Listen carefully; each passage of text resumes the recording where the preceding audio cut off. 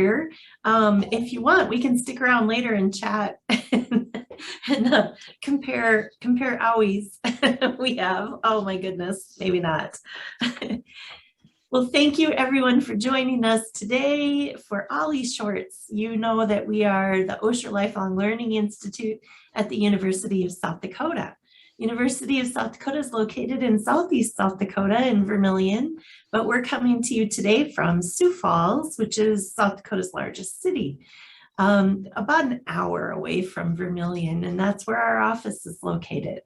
We do programming in Sioux Falls, in Vermillion, and in Brookings, South Dakota.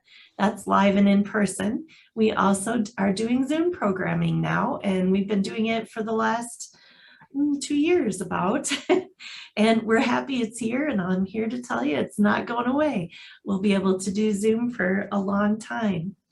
So today we are having one of our OLLI Shorts. They're 20-minute programs during the month of February. We have them every day, weekdays at 12:30 Central Time. So if you're in a different time zone, check that. We do not have one on the 21st of February because that is President's Day. We will do a Q&A at the end, and we will do our best to end by 1. We've been pretty good about that. I would like to thank the South Dakota Humanities Council and the National Endowment for the Humanities for the grant that made this program possible. And now I would like to introduce Nancy Kennedy. Nancy from Greenville, South Carolina. Tell us a little bit about your OLLI. Oh, thanks. It's so good to be here and good to see all of you. It's always fun to make new OLLI friends all over the country. Our OLLI has been a program here at Furman University since 1993. And Furman's a small private college. And so our members here, before the pandemic, their goal was to end up with more members in OLLI than Furman had students. And we had just made it before the pandemic shutdown hit us. So we had about 2,600 members back in March of 2020. Wow. Last year, we were fully virtual and had about 1,300 members. We're back up to almost 1,800 this year. We're offering classes in person, on Zoom, and hybrid.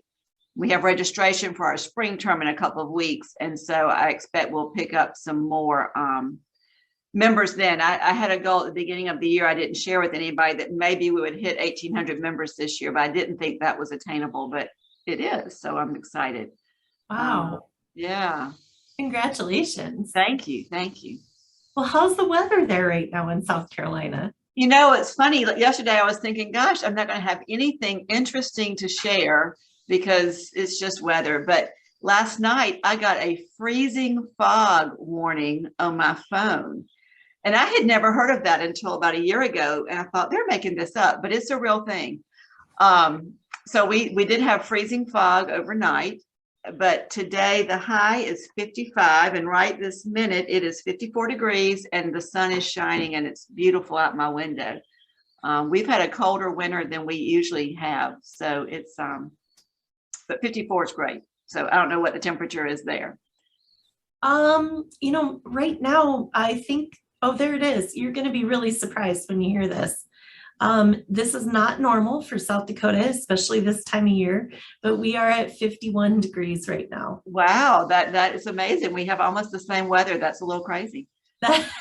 It is, but I bet your ground is not quite as frozen. And no, we can probably dig in our yards. And we did have snow a couple of weeks ago, and a big snow for us. I had 6 inches of snow in my front yard. That's a lot of snow for Greenville, but we don't have plows. We just stay home and make pancakes and know that it's going to melt in a day or two. So, yep, that's interesting. So you don't get snow very often? No. All right. Well, tell me something about Greenville or about South Carolina that most people think is true, but it's not. Well, one thing I had thought about that people often get wrong about South Carolina, and those of you from South Dakota may commiserate with this. Often I'll meet somebody from another part of the country and I'll tell them where I'm from, and they'll say, oh, I've been there, and they'll start to describe a place. Well, they were in North Carolina. And they just think Carolina, that it must all be the same, I guess. So that is a mistake people often make about South Carolina that needs correcting. North Carolina is great too, but we have our own wonderful things in South Carolina. Do you have a rivalry? Between the two states, only if it is football or basketball, but not other than that. But college sports are very important in the Southeast, and so that's where the rivalries come into place. I'd say they're very important here too. And there are some rivalries between North Dakota and South Dakota. But one of our fun facts is that our state was signed into being a state at the same time as North Dakota. And they covered up the documents and switched them around so that the president wouldn't know which one was actually in first. Wow. So you really were at the same time. That's interesting. Yeah. Do you know, was the history in your state, was it first or second or? I don't know. I think South Carolina might have been first. When in South Carolina history in third grade, I learned that the King of England gave Carolina, King Charles gave this area, which they called Carolina, to the 8 lords proprietors, and it was divided into 8 sections. And over time it became North Carolina and South Carolina by the time we had 13 colonies. But I don't know which one was first. I'll have to look that up. Oh, I'd have to look that up too. Yeah. What do you think South Carolina is most known for? South Carolina is probably known for our beaches and a great place to visit. Many people know about Charleston, South Carolina, which is a wonderful old city to visit. Some people from other parts of the country will say, oh, Myrtle Beach. And those of us from South Carolina will say, don't go to Myrtle Beach, go to some of our other more beautiful beaches that aren't so crowded and commercialized. But yes, our beaches would be something we're known for. Greenville, where Furman is, named itself. This was a Chamber of Commerce name back in the 50s, but we called ourselves the textile center of the world, textile capital of the world. We had more textile mills. I used to believe that was fact. I found out it was a Chamber of Commerce designation, but it was not far from the truth. Greenville really thrived on the textile industry. And then as textiles started to move to other parts of the world, Greenville's leaders had the forethought to attract new businesses to our area. So we never went through a time when we've always had jobs and new industry coming to Greenville. So now we make cars. We have BMW's North American headquarters here. A lot of their suppliers are here. We also have Michelin Tires North American headquarters here. So we are very much in the automotive industry here in the Greenville area now. Would you say that's your number one industry? I think, yes, with all the connection, all the related industries, yes, that is there. And then Greenville has also become, much to the surprise of many of us who've lived here a long time, a sort of a vacation destination. It's a great weekend destination to come to Greenville. And we are in 20 minutes, you can be in the mountains for hiking. We have a wonderful downtown with lots of stores, and we are sort of a foodie destination now, which is great fun if you live here. Lots of great restaurants to enjoy. And museums and a great art scene. Greenville is sort of we have big city amenities, but we're not a big city like Atlanta. So we still don't have the traffic and the problems that come with a really big city. It sounds familiar. Sioux Falls seems a lot like that. What is your population there? The city of Greenville population is only 60 or 70,000, but our limits are small. The larger metropolitan area is more like 400,000 people. Wow. Sioux Falls just hit 200,000 and our MLS is larger than that. But yeah, I bet we do have some similarities in that sense. Mm-hmm. So if that's become a vacation destination for people, when you're from there, where do you go to vacation? Well, I'm a beach person. So I love that we are 3 or 3.5 hours from the beach. And so that is a lot of people enjoy being able to get to the coast and enjoy the beach. As I mentioned, we're very close to the North Carolina mountains. We have a few mountains in South Carolina, and then we quickly move over the border into North Carolina. So that's a great weekend getaway from here. Our OLLI has, gosh, 5 or 6 different hiking groups, hiking classes that enjoy all those mountains every week and go on trips there. So that is, if you enjoy nature, that's a great benefit. We're close to Asheville, North Carolina, which some people may have heard about. The Biltmore House is there and other fun things in Asheville. So we can be some really fun vacation places. We can be in the mountains or at the beach very quickly. And then for a city, a concert or something, we're close to Atlanta and Charlotte. So we have lots of great destinations nearby. That's really lucky. It is, yeah. Be that close. We have to drive about 6 hours across our state to get to mountains. So Yeah, there's no beach in your state. So well, we have river beaches are that's true. That's our claim to fame. Yeah, but you have some beauty that we don't have here. So it's all good. Well, one of the things that we do here is we have a lot of people who immigrated because, you know, as the move west across the United States. So we have a lot of Irish and German and Russian and Norwegian immigrants in our area. One of the things that we say a lot is ufta.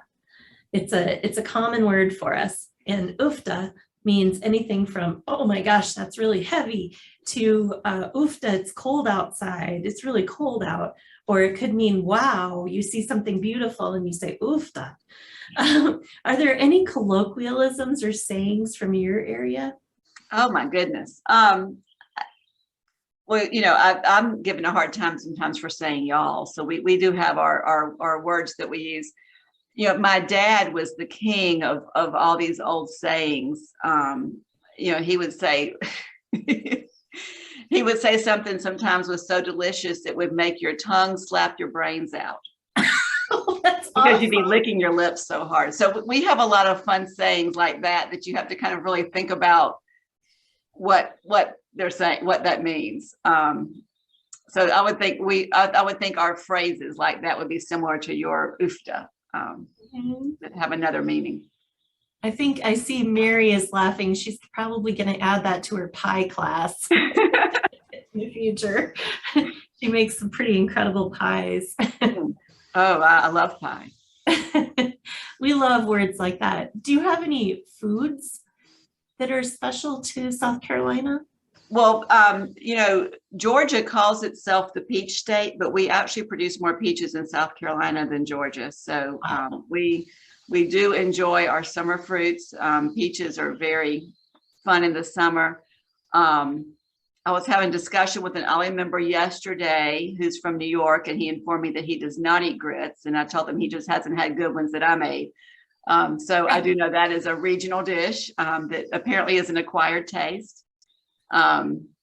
We enjoy a lot of seafood. Being on the coast, we can get good seafood here, even fresh caught makes its way to Greenville, which is wonderful. Wow. So yeah, those are some favorites. Oh my goodness. Our big food here in especially Southeast South Dakota is a food called chislic.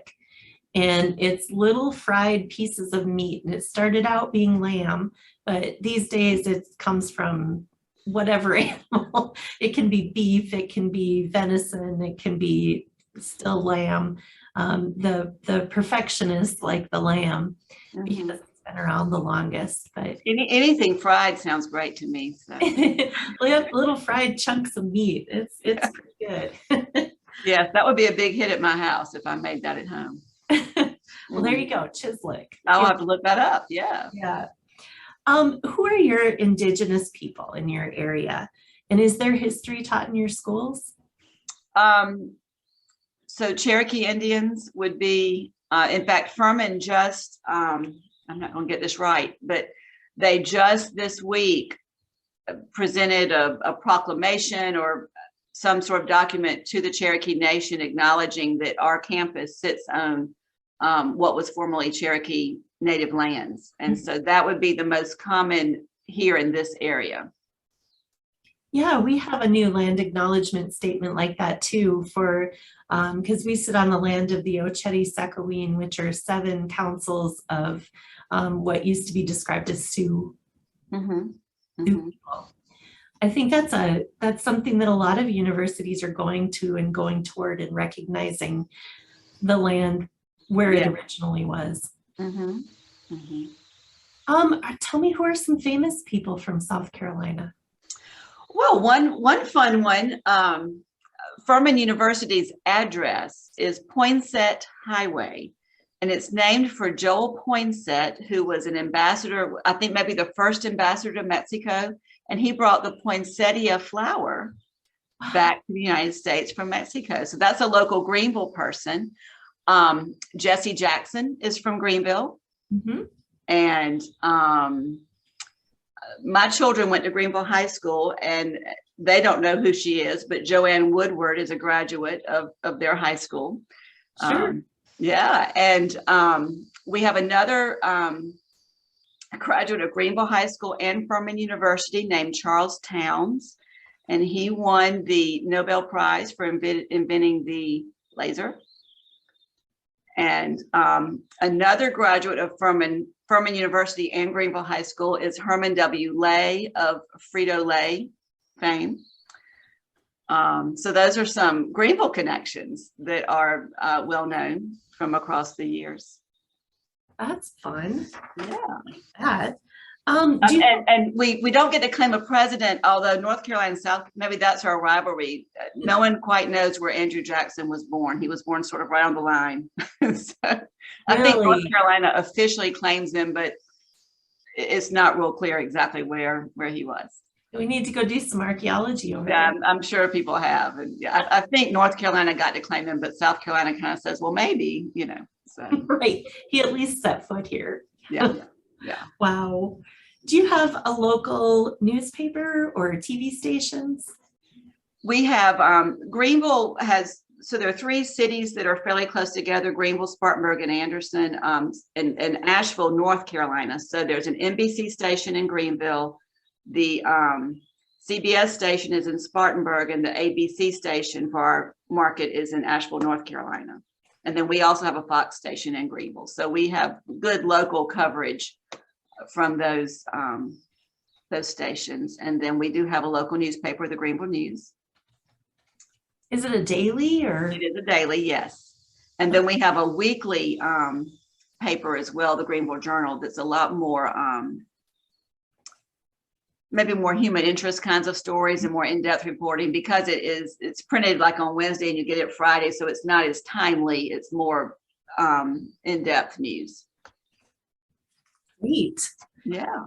We have a question in the chat from one of our members. Do you have furniture? There are 3.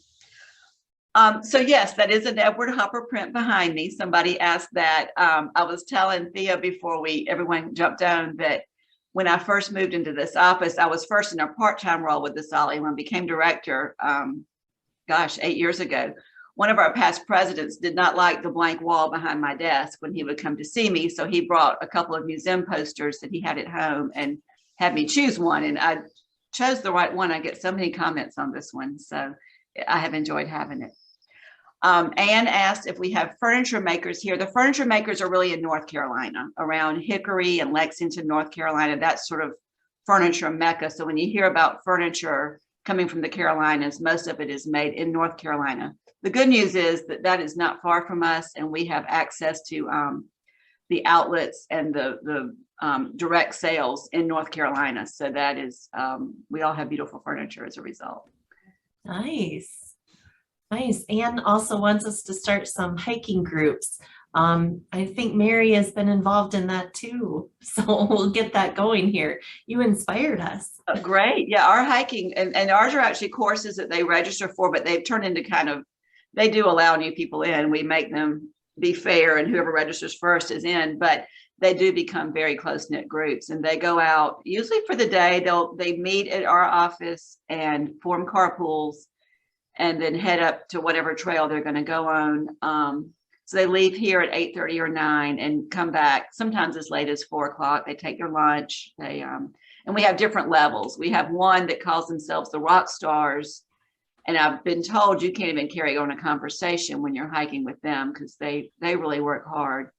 And then we have several that are intermediate. And then we have one that's called Wildflowers and Waterfalls. And it's probably our easiest hikes with the least amount of elevation gain. And they always try to stop for lunch in front of a waterfall. And they also do a lot of stopping along the way to look at wildflowers and identify those. So lots of different groups for different interests and different levels of ability.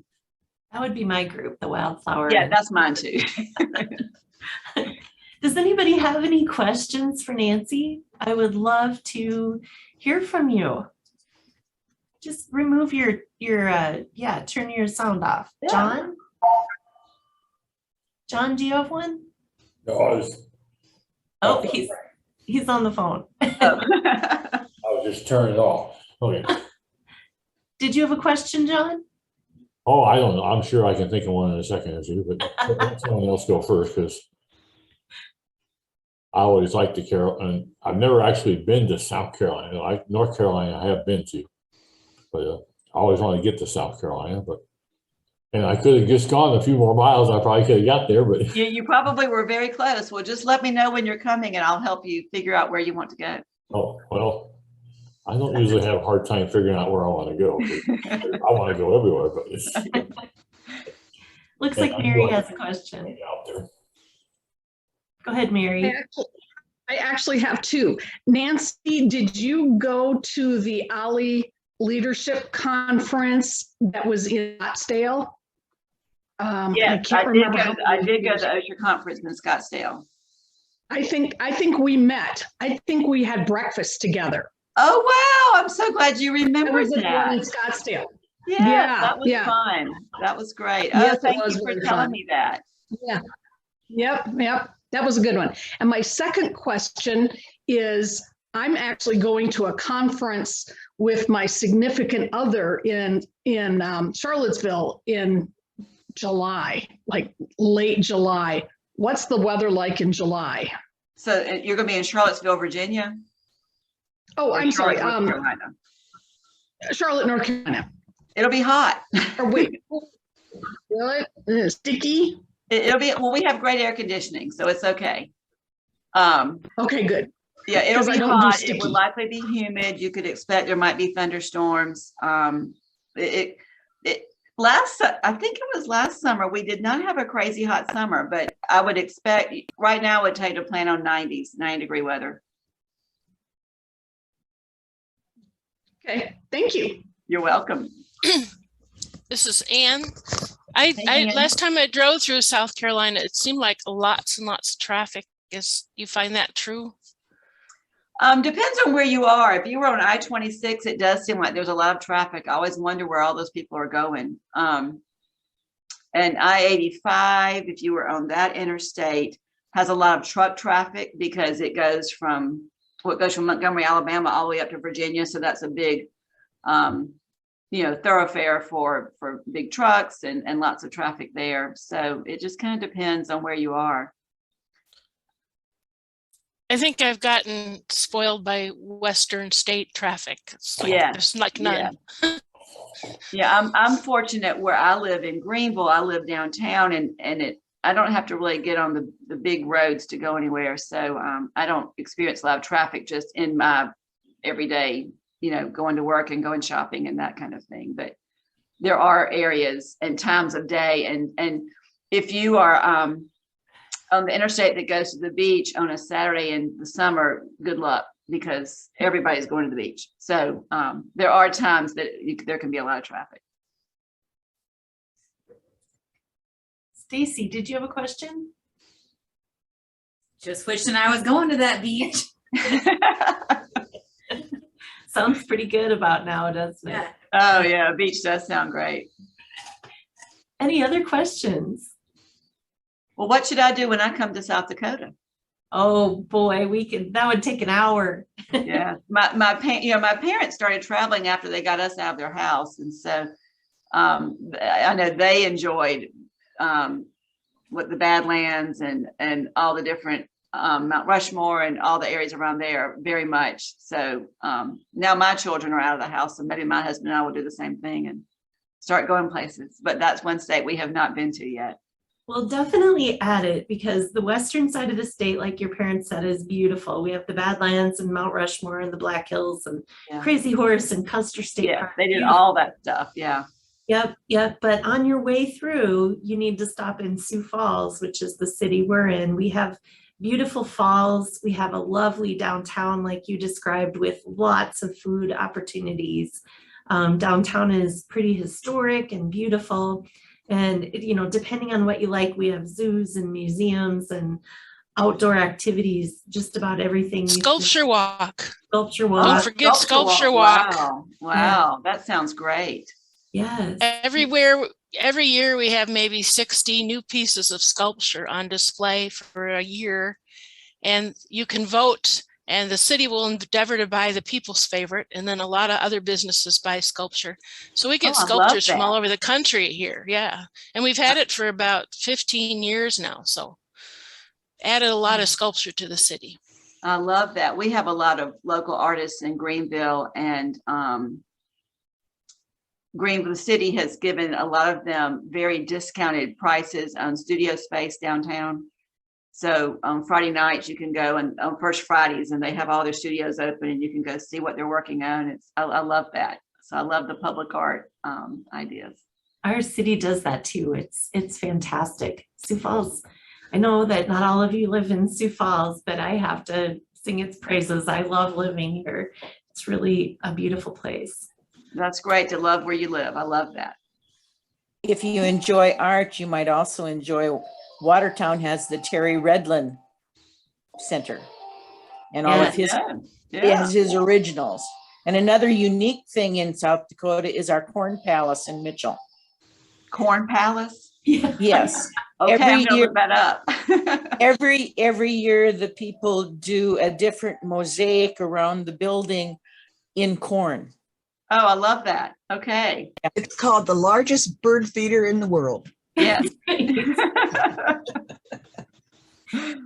Yet we have some very unique spots as well. So if you're kind of a roadside attraction place, we've got quite a few of those as well. Well, when you drive through South Carolina, we have a water tower that's shaped like a peach, and some people say it looks like other things. So, yeah. I can imagine. Can you tell me more about your waterfalls? I just love waterfalls. There are a lot of waterfalls. Really, I think most of the ones are probably in North Carolina, but they are, the nice thing is in Western North Carolina, one time when our children were little, we went to a lot of them. There's a waterfall map, and a lot of them are very accessible, even just from the road.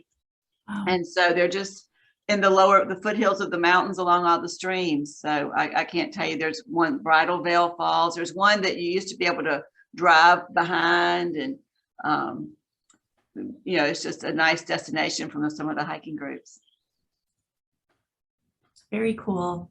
Yeah. Well, Nancy, thank you so much for joining us today. We love learning about other places, and we really appreciate your time today. Thank you. This has been so much fun, and I look forward to seeing you at our conference in April. So that will be fun too.